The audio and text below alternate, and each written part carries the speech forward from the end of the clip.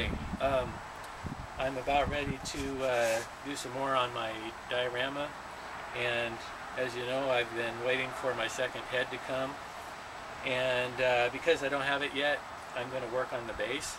And so what I have here is this sheet of insulation foam.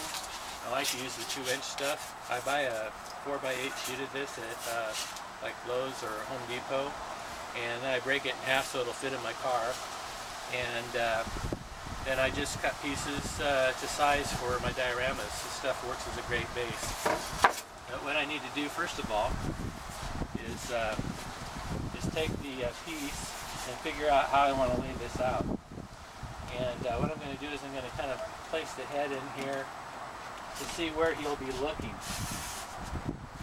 And I'm going to have a guy down here that he's going to be looking at. So I'm going to make it so that there's some room around him to back him up as much as possible. This probably isn't going to fit on a shelf very well, or at least most of my shelves, because the shelves are mostly about a foot wide. And this is going to be more than a foot wide, so I may have to put it on a stand or something else. Anyway, looking at where he's going to be facing, and let's say I want to put a guy right about here. I'll be putting other things around him, rubble and whatnot, and let his tail extend out behind here. And so, looking at that, I'll take my Sharpie, and rather than just have a geometric shape, I like to make it kind of interesting. So I can change this up, but just kind of get an idea. And I want to have this come out as far as I can.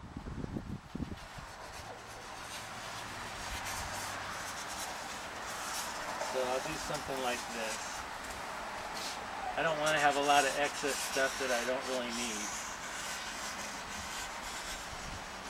Okay, maybe something like that.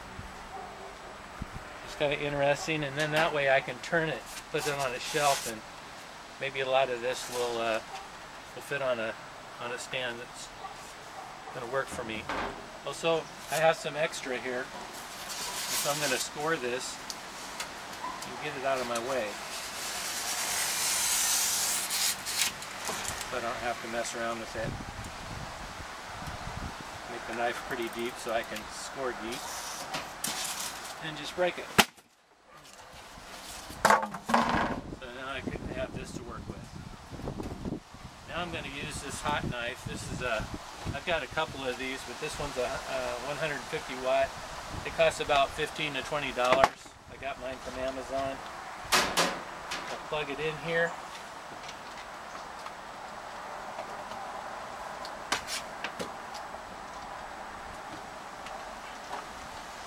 Okay.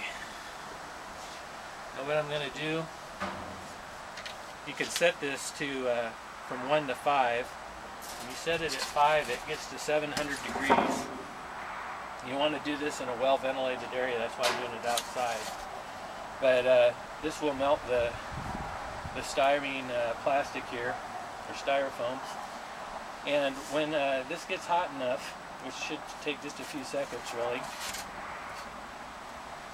not quite there yet, but I can carve an interesting shape here. I can decide to make the bevel of what I do either go in, that'll give me a little more shelf space, or I can slope it out, which also makes it kind of interesting sometimes. Sometimes I like to do a little of both. Now because of how close this is, obviously I can't slope it out unless I want to add to it. I'm not going to do that.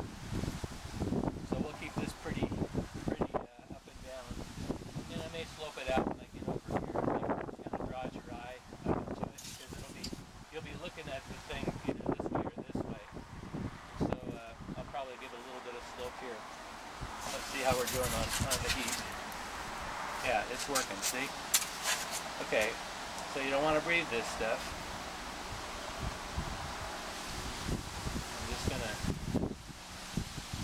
carve along here.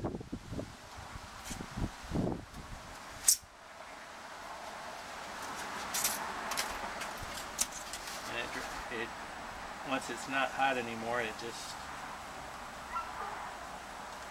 doesn't stick and it comes right off.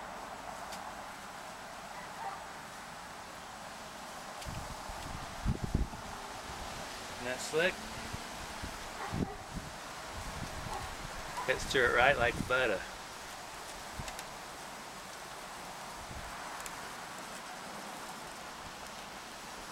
Alright.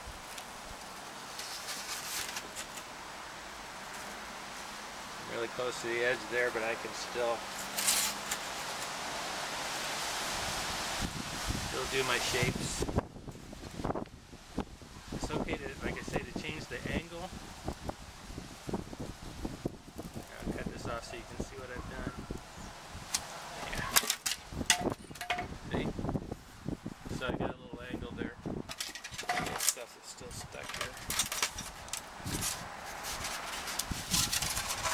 So there's where your edge looks like. This I'm gonna angle it more so it goes back at the bottom, and it'll give me a little more shelf space.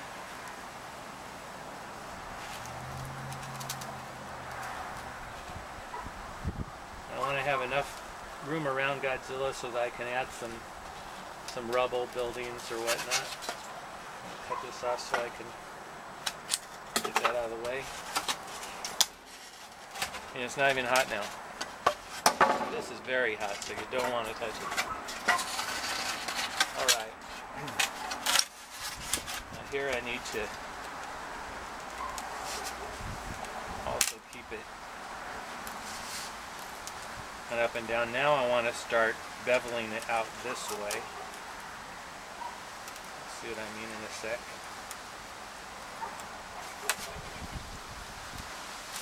Cut this off so it's out of the way.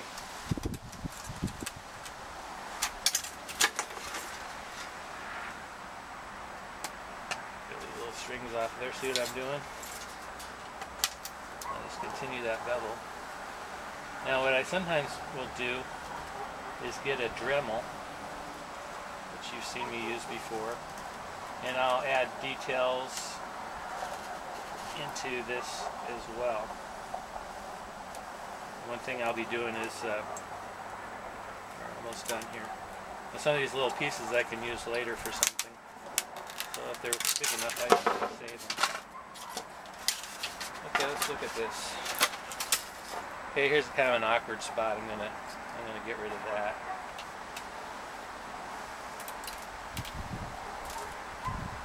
Knock that off.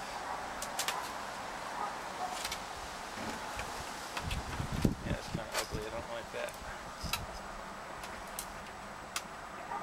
But yeah, let's say I wanted to do something with the Dremel. A lot of smoke coming off of there because it's melting off that plastic. Don't breathe that smoke. So I can look this over. Still want to do something else with this here, so I think I'm gonna just use my knife and kind of make some contours.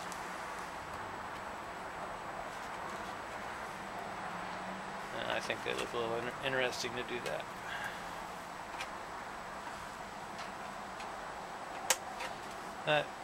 To me, it really beats something just round or just square like that. Now let's I'm going to turn this off. Set it here where it can't hurt anything on the metal table. And I can position him on there. Now if I don't like this, I can always just make a new one. But yeah, hopefully I can turn this so that I can put this guy and his family or whatever and different things in here. And I think that makes a pretty cool base. What do you think? Think it will work? Anyway, what we'll do next is I'm gonna leave this pretty flat. I'll probably Dremel some areas out for where his feet will go, and I'll be adding rubble and such on there. But we'll paint this with Durham's water putty and it'll make it really strong and keep it from breaking. Okay, so thanks for watching. We got a good start on the base. We'll see what happens next time. Bye.